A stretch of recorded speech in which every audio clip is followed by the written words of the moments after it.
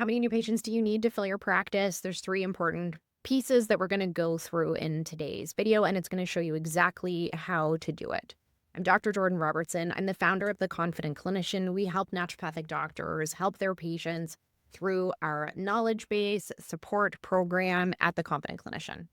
But I want to talk about new patient numbers because this is the backbone of most people's practices, is how we get new patients in the door. How many new patients do we need to see? And it's a common question when we ask clinicians, when we start working with them and we say, well, how many new patients do you need to actually have the thriving practice that you want? That they stutter through the answer because they haven't thought through these three important pieces. And we're going to walk through that today. So number one is we're going to look at what style of practice do you have and how does that dictate the number of new patients you need. Depending on the kind of practitioner you are and the kind of practice you run, it's going to change that number, and it's important we know that before you set some goals. Number two is we're actually going to set some really unrealistic goals for your new patients, and I'll tell you why that's important in a second. And three, we're going to talk about reps. You are so good at talking about reps with your patients, whether that's the nutrition things they need to do every day or the exercise they need to do every week to achieve their goals. We're going to talk about the reps that are required for you to actually achieve the number of new patients that you set out by answering the first two questions. So number one, what style of practice do you have and why does that matter? So number two, we're going to set what I call an unrealistic goal for the number of new patients you need in your practice. So why would we choose that number? It's very common when we're working with practitioners to help them grow the practice and we say, how many new patients do you need in a month? They choose the bare minimum number of patients. And this does a couple of things.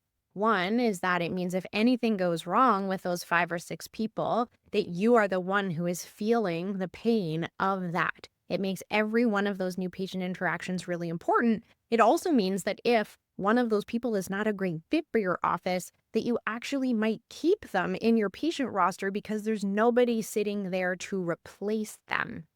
We want to choose unrealistic goals because it does a couple of things. It starts to create pressure in your practice so that we always have someone waiting to get in to see you so that they can fill a space that empties at the last minute. Or if someone's not a good fit for your practice, you can let them graduate out of your care and actually replace them with someone who's a better fit. The other thing that it does is it forces us as business owners to start to think more creatively about how we attract new patients. If we go about things the way we've always gone about them, we get the results we've always gotten. And I'm guessing if you're listening to this video that your goal is to actually increase your practice and have more new patients than you've had before. What happens is when we choose really low numbers, doing the things you're kind of already doing will maybe help you hit those goals. You can probably still do discovery calls. You can probably still talk to one person at a time. You can probably still waste time scrolling on the internet and still reach a very low number of new patients per month. It doesn't take a lot of change from you. It doesn't take a lot of change to the system, and you still accomplish the goal. If we doubled your goal, let's say your goal was 10 new patients and we doubled it and said, well, how would you get 20 people? Suddenly, you have to think differently than the way you've thought before. You have to leverage your relationships, people in your community. You have to ask for referrals. You have to train your front desk to be better salespeople. A lot of things would have to be true in order for you to double the number of new patients you had.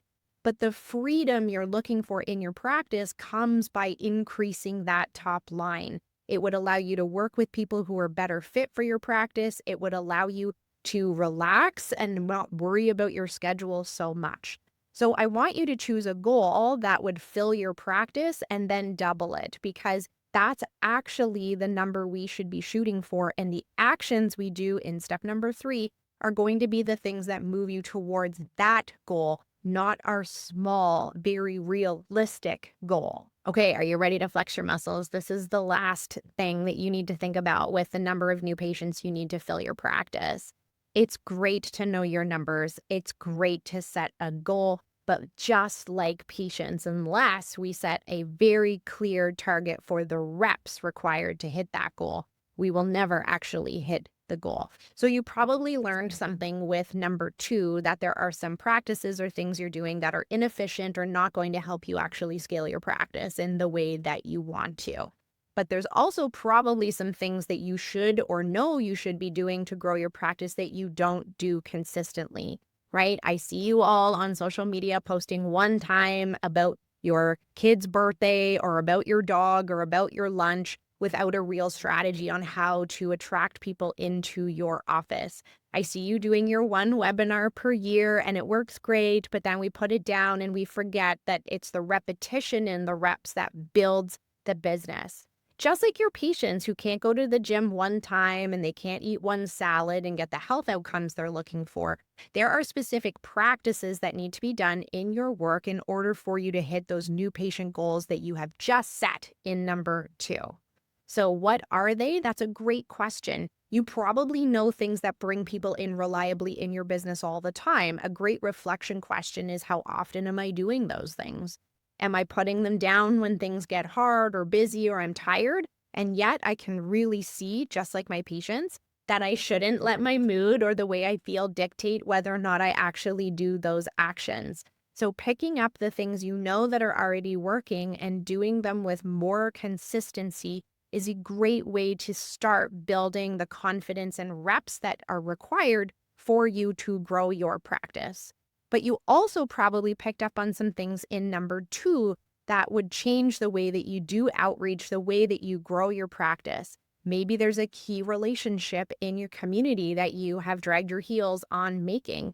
Maybe you know that you need to change the avenue in which you talk to prospective patients by podcasting or by posting on social media.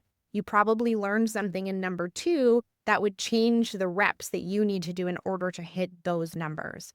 So looking across your week and across your month, finding those times and spaces that you're going to do this work with some intention, right? We don't hit our goals passively. We hit them through behaviors and through actions.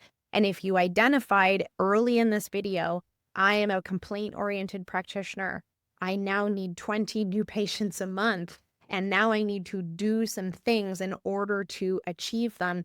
That's going to be the thing that helps grow your practice from today going forward. I finish every video by sharing with you what our mission is at The Confident Clinician. We want to be on the desk of every naturopathic doctor in the world. Why? Because we believe in what you do and we believe in your role in healthcare.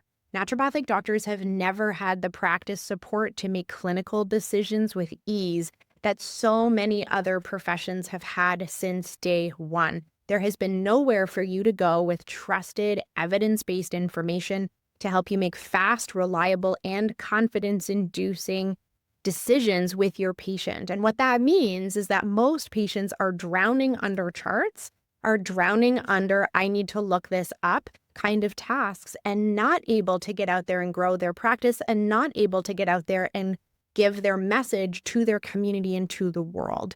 Our goal is to hand you back at least 5 hours every single week so that you can do the very things that we talked about in this video to grow your practice. Growing your business means that you're actually helping more people, and we believe so much in what you do and so much in how we can help you. I would love to invite you into our community of practitioners so that you can feel this level of confidence that you have every single day in your practice and be able to show up in a much stronger and bigger way in your community so you can help more people. You can learn more with the links that are in the chat or going to our website, confidentclinicianclub.com.